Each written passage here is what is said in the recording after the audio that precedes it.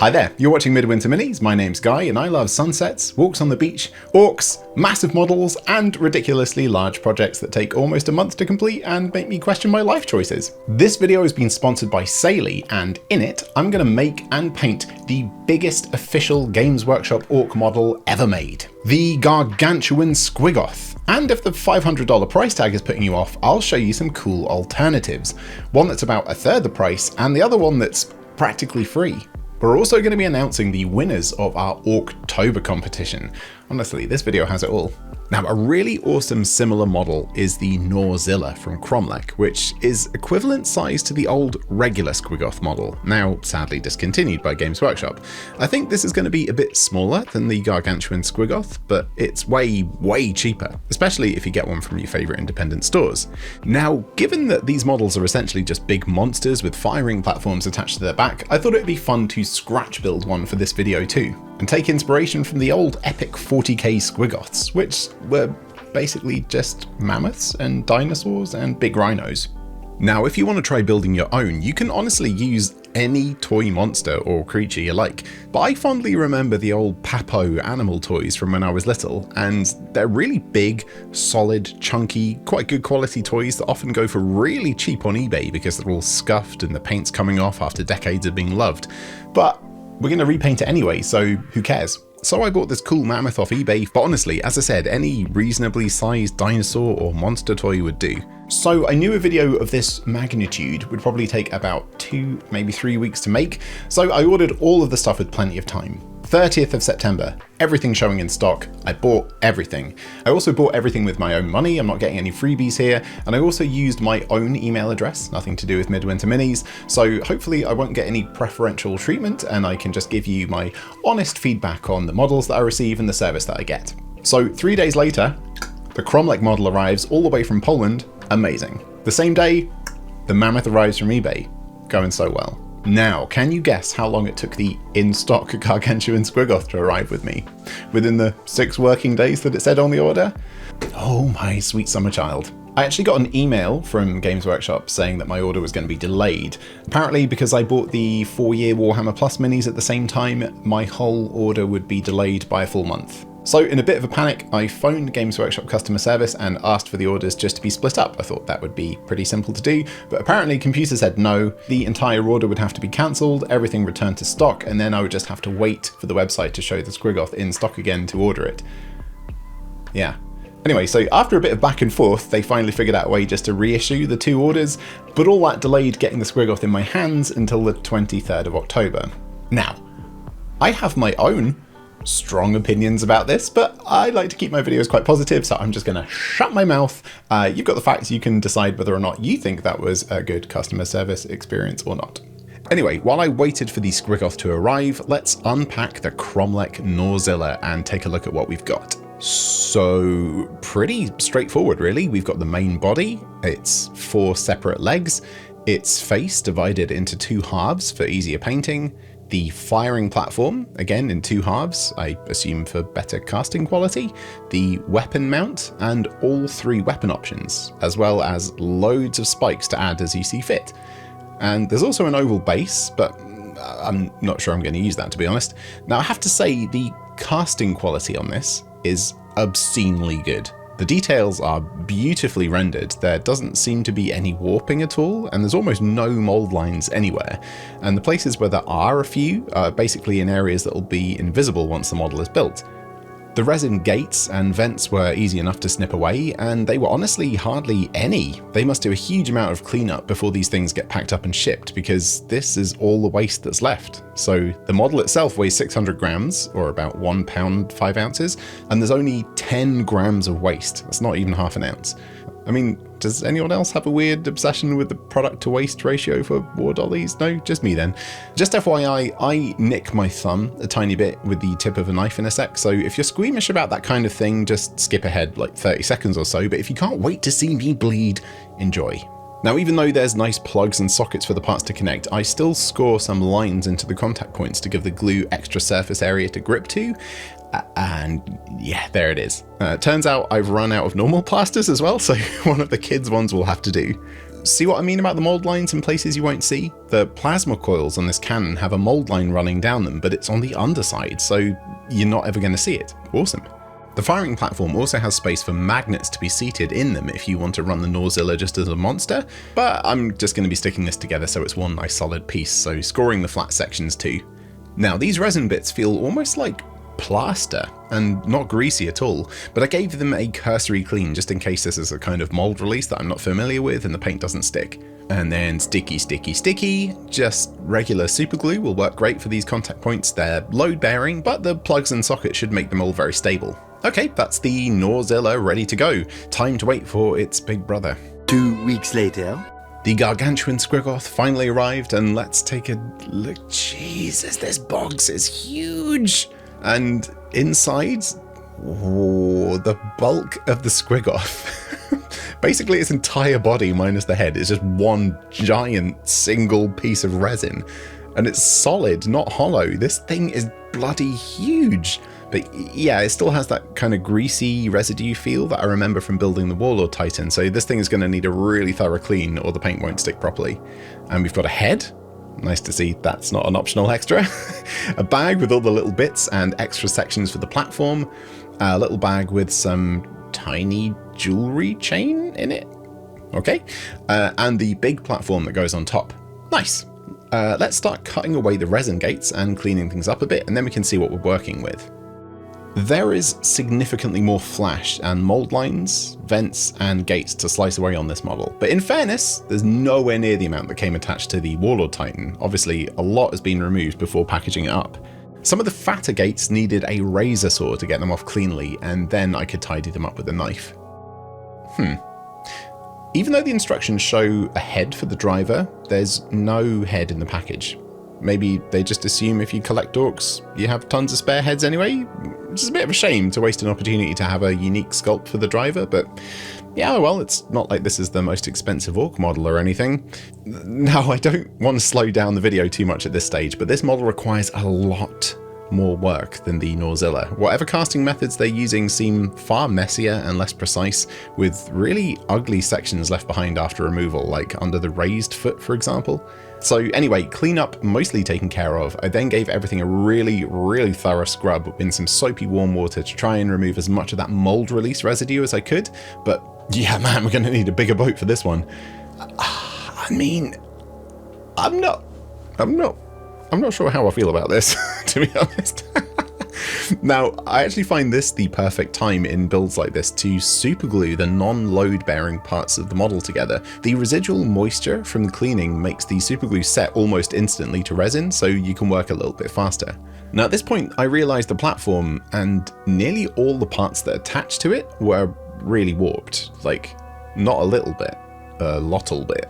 The main platform section is bowed and skewed, so I'm going to have to creatively file down the sections that attach to it and the attachment points to get them to sit even vaguely straight. I mean, at least this is an orc model, so a few janky angles don't look out of place, but honestly, I'd hoped for better quality control. This is warping that can't really be resolved with heating. Now to fill the gaps, I'm going to sprinkle on sodium bicarbonate, just baking soda. It reacts with superglue to form a really solid bond.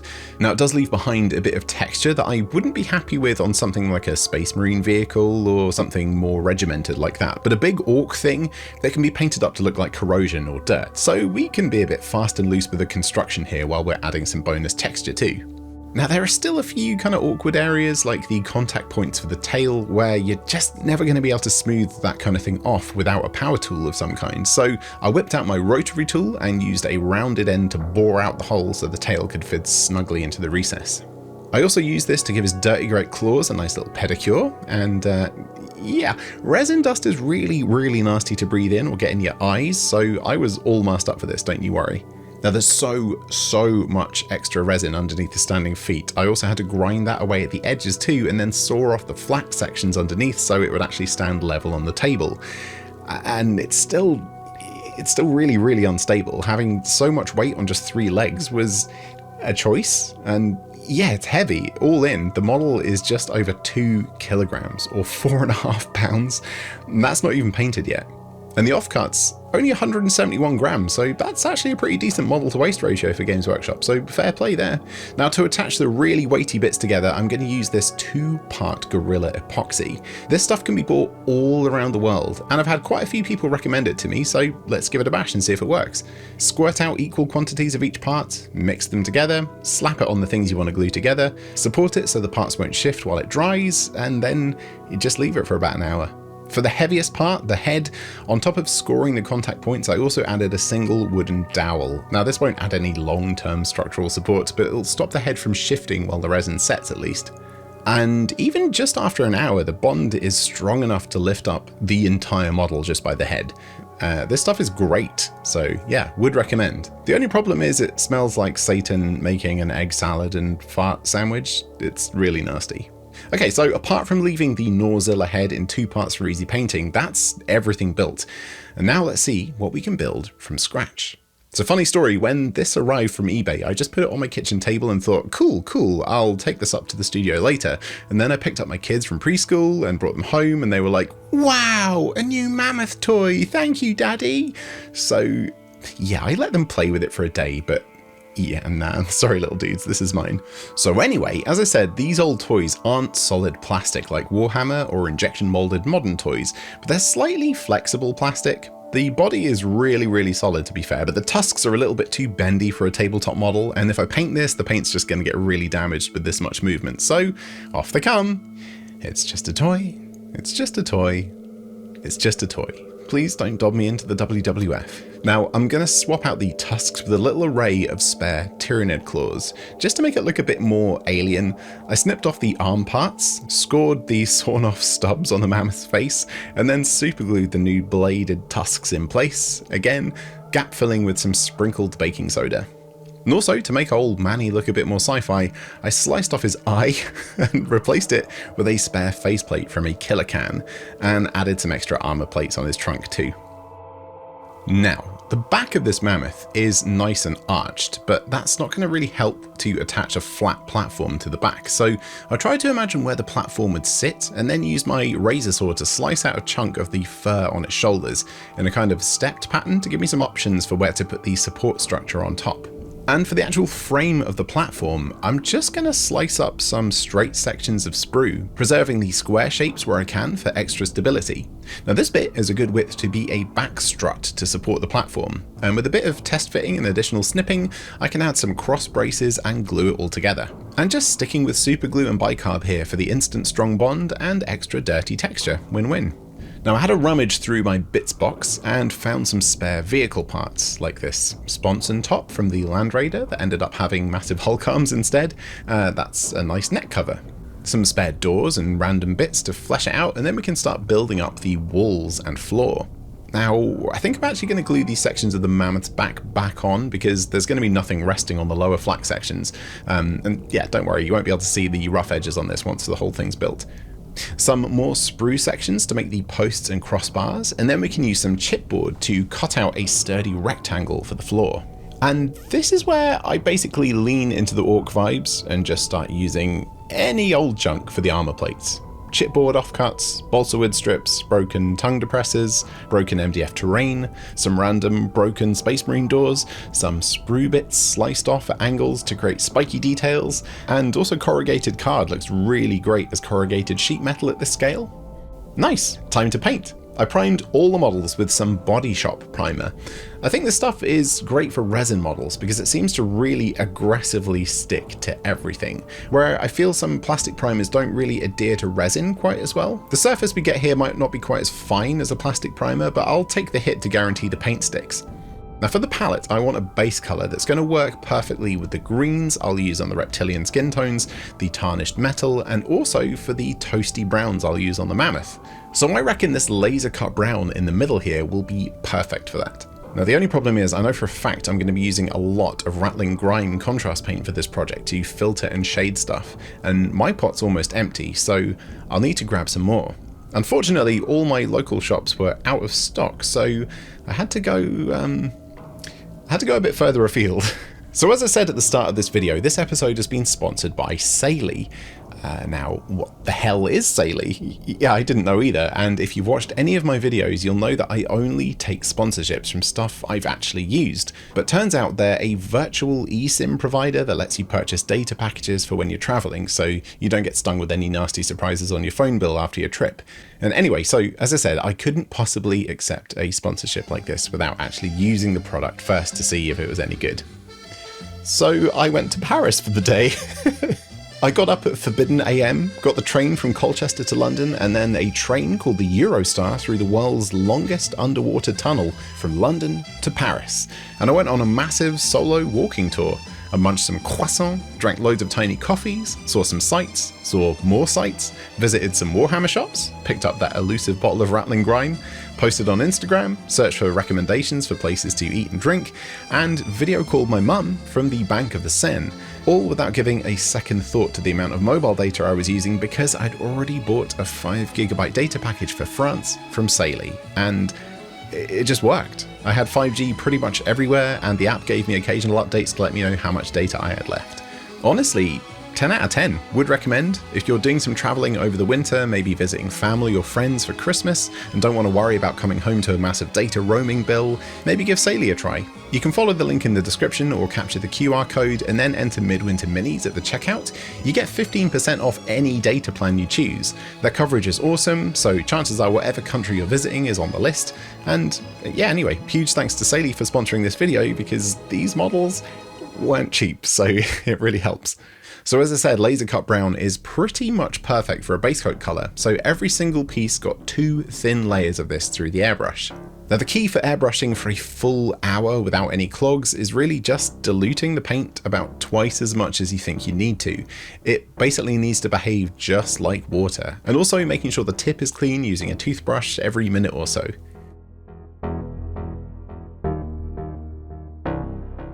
Now the darkest brown is done, I'm going to airbrush on this hairbender brown on the mammoth's fur, focusing on the more lumpy, bumpy bits than the recesses. Now next up, I'll start building up the reptile skin tones. First with Wimbledon green, thinning it down in a cup that still had the dirty brown in from before, it really doesn't matter. Same deal here, just focusing on the fleshy bits and not the armor plates or recesses. Now let's grab this rich honeycomb brown and do some rough dry brushing all over the surface of the mammoth. Again, only really avoiding the recesses here, we just want to accentuate that sculpted on texture. And then doing exactly the same step, but for the green stuff, using this pistachio green paint. Nice. Look at all this lovely skin texture coming out, looks awesome. Now for the mouths of the beasts and the bellies of the reptiles, I'm going to use some of this Cadian flesh tone to give them a warmer hue to contrast the green, and also be a more sympathetic base colour for painting stuff like horns and teeth later. Some parts of the mammoth also got a blast of this too, the ears, the backside of the trunk, and the new tusks, and the feet also got a tiny little tint of flesh tone too. Now once that's down, to tint the gums, open mouth parts, and eye sockets, I'll use some Volupus pink contrast paint applied with the airbrush again, so it's more like a colour filter than a recess hugging wash, if you know what I mean. I'll also use this to tint the Squiggoth's red rocket. Realistically, I suppose this actually is officially Warhammer's biggest penis. I mean, Games Workshop, if you're going to sculpt it, I'm going to paint it, game on. I then used some of this vibrant cherry blossom pink to airbrush onto the tongues to make them really pop. All the horns, teeth, tusks and claws got a base coat of this spooky crypt bone colour, and there are tons to work on over these 3 models, so just this step probably took the same amount of time as all of the airbrush base coating so far.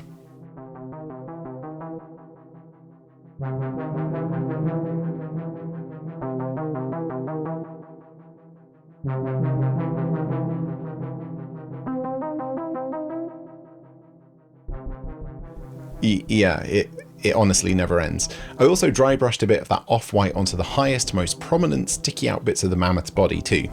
Once that was sorted, I mixed a bit of that off-white into some bright pink and then dry brushed some of the texture on the tongues and gummy bits to lift the detail a bit. The Gargantuan Squiggoth's tongue doesn't really have much sculpted on detail, so I manually painted on some little dots to kind of hint at texture. Also, let's not forget the dong. Okay, now the off-white is dried, time for a second coat. Honestly, I'm not going to make you sit through all this again, don't worry. Now, time to tint the bony stuff with some Skeleton Horde contrast paint. This will give everything a nice aged sepia hue in the recesses and lightly tint the surfaces too, which is a fantastic time saver when you've got as much stuff to paint as I have right now. Next step, Pterodon Turquoise to tint all of the chitinous plates on the Gnawzilla and the Squiggoth, thinning with loads of airbrush thinner so it doesn't stain too much, just applying it all over the big plates. I was kind of in a bit of a panic because this project was taking way longer to finish than I'd anticipated. So on this particular day I called in the cavalry for some help, aka Hatty. She carried on tinting these armor panels on the Gnawzilla while I used the same paint in the airbrush to tint the thicker scales on the top half of the model, because the transition between the smaller skin textured scales is a bit more subtle on this one. Now, by the way, just in case you didn't know, Hatty's also started her own channel here on YouTube where she'll be putting out all of the things that don't really fit into the Midwinter Minis oeuvre. Disney stuff, cute crafting, travel tips, stuff like that. So if you want to see what she gets up to, make sure you go follow her. Now, to add some gradients to the horns, I applied some of the Cygor brown, thinned a little bit to the bases of all the horns and claws, just using my finger to dab away the paint and smooth any areas where the transition was too sudden. For the teeth, I basically did exactly the same thing, but using Agaros Dunes instead, because it's got more of a yellowy overtone, perfect for nasty teeth. Okay, that's all the really messy steps on the fleshy bit sorted. We can start base coating the armor panels ready for the metal stages. So typically Squiggoths are used by the Snakebite clan of orcs, whose clan colours are basically shades of brown and kind of orangey brown. So we've got a bit of a challenge here. On the plus side, painting brown, especially messy, weathered brown, is easy. But also there's so much brown here already, we need to be careful not to make them look really boring and monotone. This heat sink bronze should be a perfect base colour to dry brush on pretty much all the metal parts. Now, I just need to be a bit careful near the flesh and horn parts, switching out to a detail brush where I needed to make sure I caught those bits without getting paint on anything else.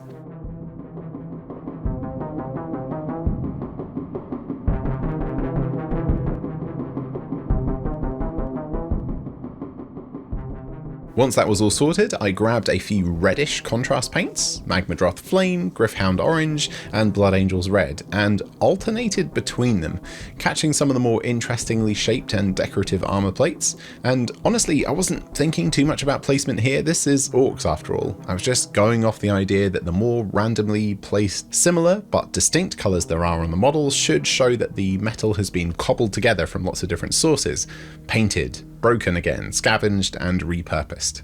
I also applied some Fire Slayer flesh and Snakebite leather contrast paint onto some of the larger armor panels as well to give some subtly different tones as well.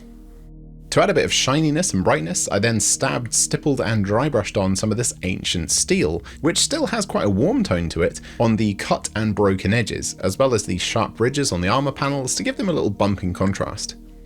Next step, I grabbed some ice yellow to start painting up the highlights on the horns, claws, tusks, and teeth, using a detail brush and just accentuating the sharpest edges, pointiest tips, and the really gnarly ridges. Again, this step took absolutely ages. There are so many spiky bony points on all of these models, but you can see what a nice lift this stage actually gives. The tusks on the left side of the screen have been highlighted, and the ones on the right haven't been yet. Well worth the time, I think. Now, you can generally get away with lots of messy, fast techniques like dry brushing and contrast shading, so long as you also apply some very intentional manual highlights too. It makes everything kind of just work, if you know what I mean. So I grabbed some of that original highlight pistachio green and picked out some of the lovely skin textures on the reptilian models. Yeah, this is already starting to look great, I love it. Let's put a little bit of thinned Blood Angels Red on the tongues, just to make them look like they've been chewing on some tasty, messy lunch. And then that's the mouths done, I suppose. Let's glue that head together and get it attached to the body of the Gnawzilla. And let's put the old man Squiggoth's dentures in too. Nice. Hey, okay, right, let's carry on picking out a few details on the monster's skin before switching out to this cooler sea glass green and doing the same thing on the chitinous armor plates, just following the striated texture as a guide of where to place the highlights, and only really focusing on the bottom of each armor plate, like they're getting paler as they come to the edge, if you know what I mean. Okay, this feels like a nice checkpoint to give everything a couple of thin coats of gloss varnish. Not only will this help lock in and protect all of the paint that's already applied to the models, but also it'll make any washes or weathering steps that we apply later hug the recesses a bit more and not just sit on the surfaces.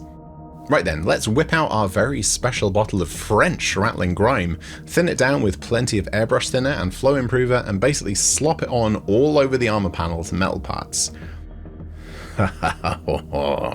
C'est incroyable. Now I left that over lunch and it's all dry, so good stuff. Time to crack out some bony off-white to brush over all the bits I want to be other colours, like the Space Marine helmets and skulls that litter this Squiggoth's firing platform. The idea here is not to catch too much of the dark dirty colours in the shadows, I'm just trying to catch the top facing and prominent parts with the light paint so we can add some new transparent colours over the top. I'm also going to overbrush some of the more decorative armor plates too, picking out the top halves of all of the shapes on the sides of the models to support a lighter gradient. The Gnawzilla also has some checker patterns nicely sculpted on it, so easy to catch with the edge of your brush. And for the Mammoth's platform, I just freehanded some rough checkers to match.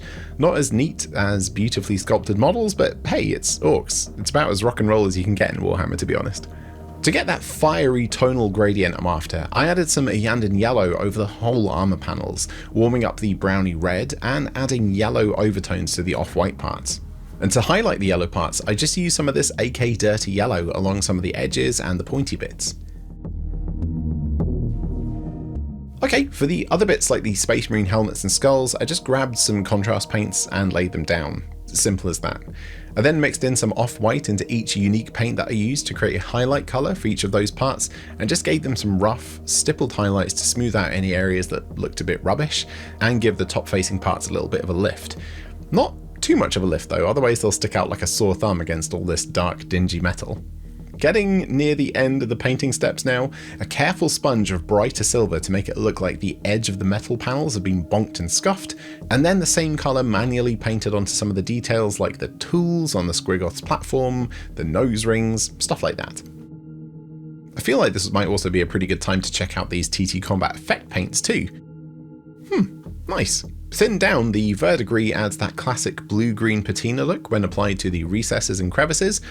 Sometimes I was a bit too messy, but a quick finger always sets things right, and failing that, a gentle dab with a bit of kitchen roll would do, I suppose. The old rust paint is very fluid and can be applied like a glaze, giving metallic painted stuff that typical toasty, dark, deep corrosion look. Now, given its nice properties and colours, I also use this to recess shade some of the brighter fiery armour panels, as well as completely covering all the bits of built-up corrosion, aka the superglue and bicarb bits. You see? It totally works, right? The fresh corrosion paint is a lot thicker and is obviously really heavily pigmented because, holy balls, this is bright. I think they made this with dry brushing in mind, but for what I want, I thinned it down and manually placed some in the most corroded looking bits of the previous old rust steps, and then sponged some on top to get two tones of the vibrant orange. For the eyes, I grabbed my brightest, most saturated orange, this one is from Ultra Krill, and carefully marked out the iris. While it was still wet, I added a little yellow into the centre so the paint naturally blends together, and then I used the beautiful French Ratling Grime not only to fix my mistakes on the eyelids, but also to add a pupil too. For the lizards, a vertical slit, for the mammoth, a regular round one. Now let's not forget the mammoth's cool techie eyes too. Quick and dirty but incredibly efficient, I gave them a coat of Ultramarines blue. Actually, before I go any further with this or any other light painting effects, I'm going to do one final airbrush filter, mixing these two washes together, Druchii Violet and Drakenhof Nightshade, to make a warm, rich tone, thinning it heavily and adding subtle shading in the recesses, in the corners of all the platforms, under the armor panels, and in the dark, dingy spots all over the models.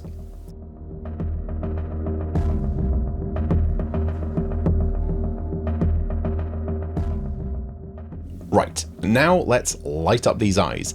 I manually painted on some bright, stark highlight points on the orbs, a big crescent at the top and a little dot opposite on the bottom, and then airbrushed a little pale blue onto the lenses to smooth things out. I also added a little bit of this yellow banding on the cables too.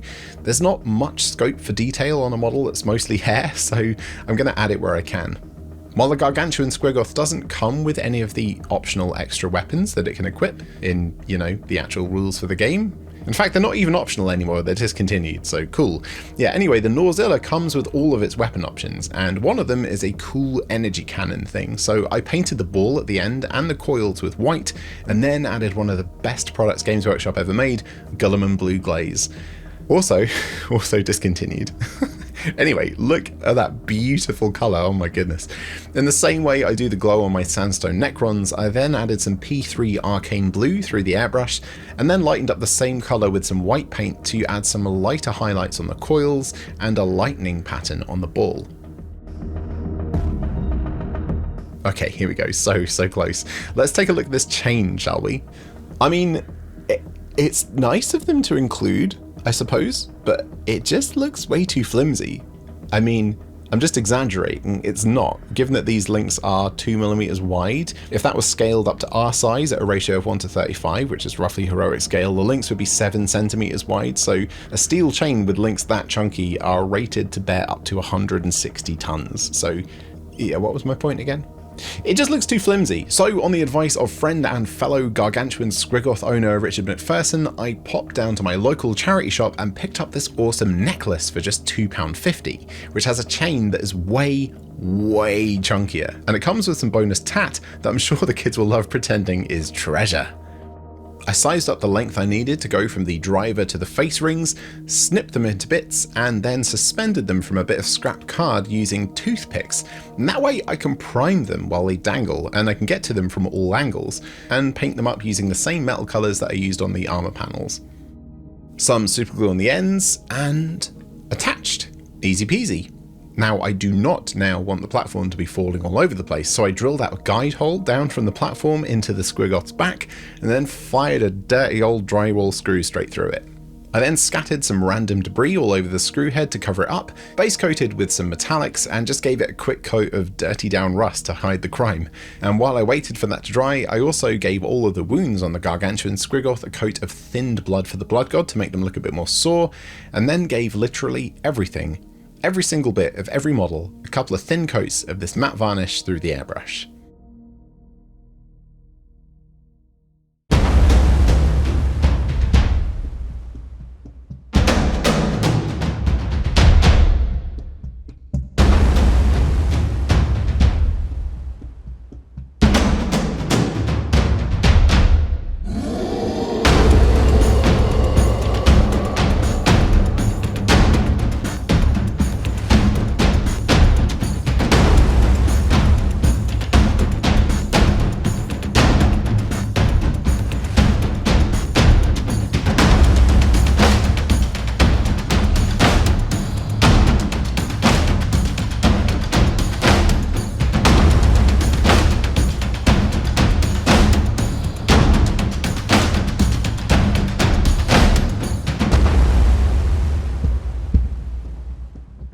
Oh yes, what a feast of wild, monstrous, orky goodness. Now, while the Gargantuan Squiggoth is undeniably impressive, even just for the sheer size of the thing, the sculpt, especially the firing platform, well, the quality is questionable, wonky, skewed, just not what I'd expect at that price tag. Maybe if it was a recast, sure, but not an official model. I also really struggled to get the model to actually sit properly on its three legs and not wobble all over the place. The head makes it really front heavy, which is why I think I see a lot of people with this model scratch building a base for it to make it more stable. Also, the sculpt isn't really modern 40k compatible, in the sense that the side firing platforms only fit models with 25mm bases, so the new 32mm based orcs are just going to have to sit this one out. So very cool, but also a bit disappointing in quite a few ways. And as I said before, the optional extra weapons are also discontinued, so you're just going to have to find alternatives. All this for £333 or $500 or like 12,000 Australian dollars. The Gnawzilla, on the other hand, while it's obviously not as big as the Gargantuan Squiggoth, it's a fantastic model. The sculpt is gorgeous. It goes together perfectly. It comes with all the weapons, requires very little cleanup, and honestly, given you can get this thing for only 70 quid at the moment from Wayland Games, I'd say it's well worth it. And as I said, I bought all of these models with my own money. I don't owe anyone anything, no one owes me anything, these are just my opinions. So hopefully you can kind of take them at face value. Now let's not forget old Manny here. Honestly, if you're feeling a bit crafty, this is such a cool, creative, and achievable project to make some DIY transports for your snake bites or beast snaggers. All you need is a toy monster, some junk, and a dream. And glue. Don't forget the glue. Now, obviously, there are loads of cool 3D printable options out there too, but I still think transforming an old, battered toy and giving it a new lease of life is such a cool, fun option. If you're not big on scratch building though, you might be interested in what my pal Steve got up to in Orktober. He knocked up an ORK-styled firing platform, as well as loads of modular armor panels to cover shoulders, necks, butts, and tails, as well as some cool janky looking turrets. So if you've got a 3D printer or a friend with one, you can just print out these parts and slap them on any old toy you like to create your very own Squiggoth.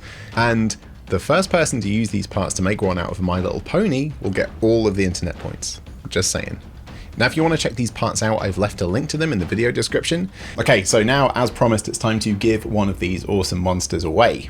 We ran 2 Orky competitions in October, one for anyone and one for our Patreon supporters. Just build and paint a custom, unique Ork model. Simple. We had so many amazing entries, and you should definitely go check out the hashtag OrktoberMWM and see them for yourself. But our absolute favourite on Instagram, and the winner of the Ork Combat Patrol box, was Grim Dork Comic for this absolutely awesome Bad Moons version of Gnawzilla Thracker. An Ork Combat Patrol box is on its way to you. And after taking a good look through all of our Patreon support entries and seeing some of honestly the most spectacular custom models I've ever seen, the choice was incredibly tough. But we both absolutely love this crazy Wrong Trousers Death Dread made by Nick Smith. So let's give him a quick buzz and give him the good news. We've chosen your Patreon entry as the winner of the Orktober competition. Thank you so much, mate. That really means a lot. It really does. I poured quite a lot of work into this thing. Yeah, it looks like it. It looks fantastic. Which one would you like to choose as your prize?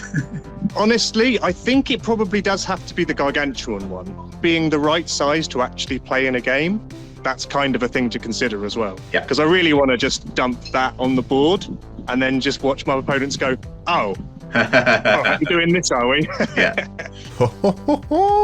So Nick chose the Gargantuan Squiggoth as his prize, so we drove to meet him at the sacred hallowed grounds of Cambridge Services. Truly one of England's great natural wonders. So there we go, one Squiggoth gone.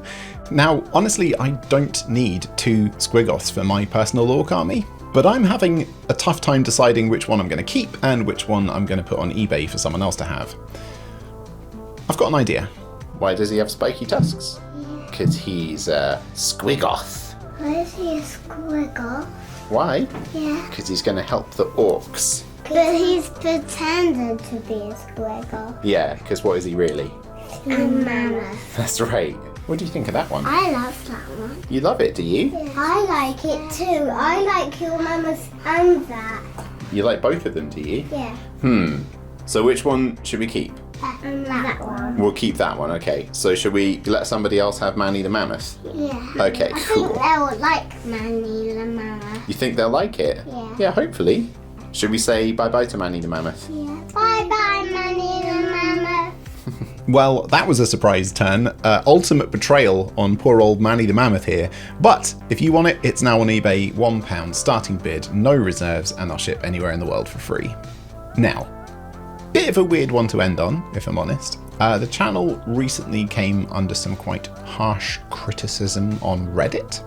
User DudeMan76 said that there wasn't nearly enough dog footage on the channel, so here you go, buddy, this is for you. This is Nessa. She is a very good girl. She's a lurcher, which is a greyhound crossbreed. In her case, it's obviously with a border collie because she's got the right colors. She's fast as lightning and also a really smart little cookie as well. And she learns tricks really, really well. And when there's potential to get some food, she's also very obedient. Her age is a bit of a mystery. She's a rescue and was used as a courser in Ireland, so she hunted hares and rabbits in fields for fun and money, before being abandoned. She was about 2 or 3 when I adopted her 5 years ago, so maybe she's like 7 or 8 now, and she's my best little buddy.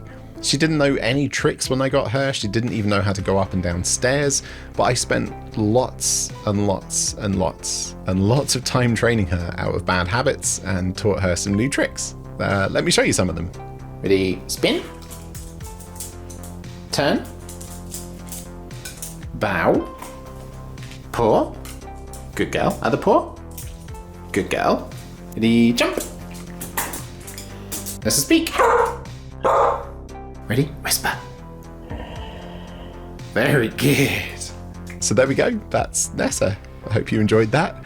And that's about it for this video. Enormous thanks to all of our Patreon supporters who help keep this channel running, and also massive thanks again to Saley for supporting this video. As I said, this one was really expensive to put together, so having that financial support really helps. If you are traveling over the winter, definitely go check out their data bundle deals so you don't get stung with roaming charges. And remember, you can use the code MidwinterMinis at the checkout to get an extra 15% off whatever you choose. And that is it from me. Thank you so much for watching, and I'll catch you next time. Bye for now.